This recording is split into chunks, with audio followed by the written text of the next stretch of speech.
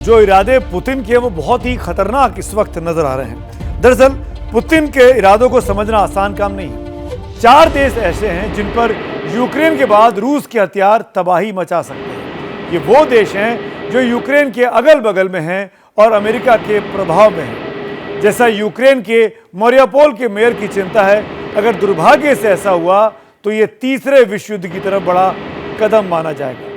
अब मैं आपको रूस के उन हथियारों के बारे में बताता हूं जिसने यूक्रेन के शहर दर शहर को कब्रिस्तान में बदल दिया है। सबसे पहला नाम है हाइपरसोनिक किंजल मिसाइल। इसकी मारक क्षमता 2000 किलोमीटर तक है, लंबाई 8 मीटर है और इसका 2016 में सीरिया युद्ध में पहली बार इस्तेमाल किया गया था। दूसरी मिसाइल 9K720 इस्कंदर मिसाइल है, जिसका टारगेट 500 किलोमीटर तक है। लंबाई इसकी 7.3 मीटर है। इसकी क्षमता 700 किलो बारूद तक ले जाने की है और अब तक इसने यूक्रेन में घर स्कूल तबाह करने में कोई कमी नहीं छोड़ी है। तीसरा हथियार जो रूस का है वो है फॉस्फोरस बम, जो कि एक रासायनिक हथियार है। ऑक्सीजन के संपर्क में आने पर जलता है और ऑक्सीजन खत्म होने तक जलता रहता है। जलते फॉस्फोरस का तापमान 800 डिग्री से ज्यादा तापमान पैदा करना है, जिससे बुरी तरह झुलसकर मरने का खतरा बढ़ जाता है। एक तरफ पुतिन घातक हथियारों को उसी यूक्रेन पर चला रहे हैं जो 31 साल पहले तक उनके ही देश का हिस्सा हुआ करता था। आज दोनों दुश्मन की तरह आमने सामने खड़े हैं, लेकिन पुतिन इतने पर रुकने वाले कहां हैं। और अब तो पुतिन ने जंग में अपनी जानलेवा जल परी को भी उतार दिया है। कौन है ये जल परी रूस की तरफ से, आइए देखते हैं इस खास रिपोर्ट में।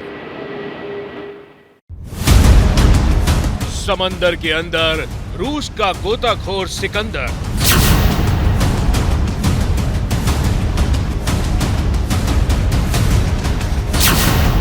पुतिन की दुलारी पड़ेगी दुश्मनों पर भारी।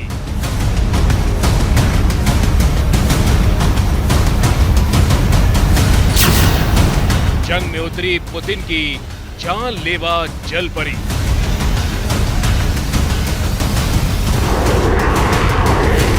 रूस यूक्रेन के बीच 64 दिनों से जंग जारी है। मिसाइलें अब भी गरज रही हैं, बम अब भी बरस रहे हैं और इस बीच रूस ने अपने 2 ऐसे योद्धाओं को मैदान जंग में उतार दिया है जिसे वो 57 सालों से तैयार कर रहा था।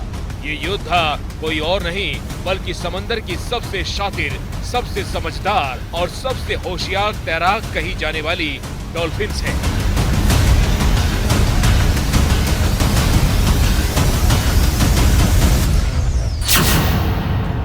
अमेरिकी नौसैनिक इंस्टीट्यूट ने एक सैटेलाइट तस्वीर जारी की है और दावा किया है कि रूस ने क्रीमिया में मौजूद अपने सेवेस्तोपोल बंदरगाह की निगरानी की जिम्मेदारी 2 डॉल्फिन्स को दी है।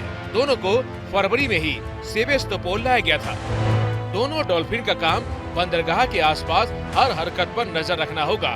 रूसी नौसेना के बेड़े पर पानी के भीतर से हमला न हो, ये भी डॉल्फिन का मिशन है। किसी अनजान दुश्मन की पहचान होते ही ये अधिकारियों को अलर्ट करेंगी। रूसी सेना ने अपनी डॉल्फिन्स मछलियों को डिटेक्ट एंड डिफेंस का टारगेट दिया है, यानी दुश्मनों को ढूंढो और उसे खत्म करो या खत्म करने में मदद करो। और रूस ये सब इसलिए कर रहा है क्योंकि उसके सबसे घातक जंगी जहाजों में से एक मोस्कोवा पहले ही जल समाधि ले चुका है। रूस का दावा है कि मोस्कोवा आग लगने की घटना की वजह से डूबा था, लेकिन यूक्रेन ने दावा किया था कि उसकी सेना के हमले के बाद मोस्कोवा बुरी तरह तबाह हो गया था और आखिर में डूब गया।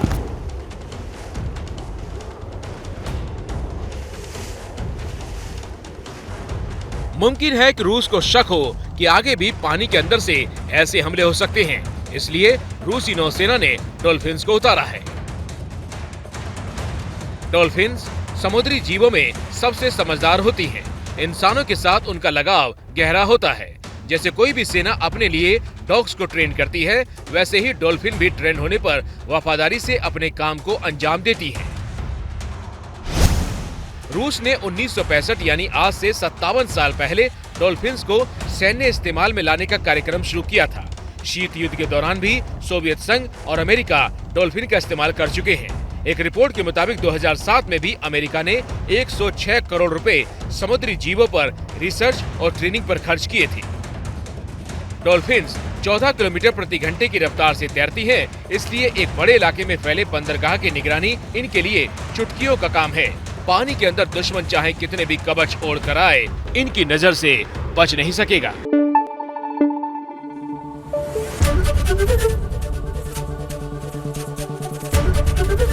एबीपी न्यूज आपको रखे आगे।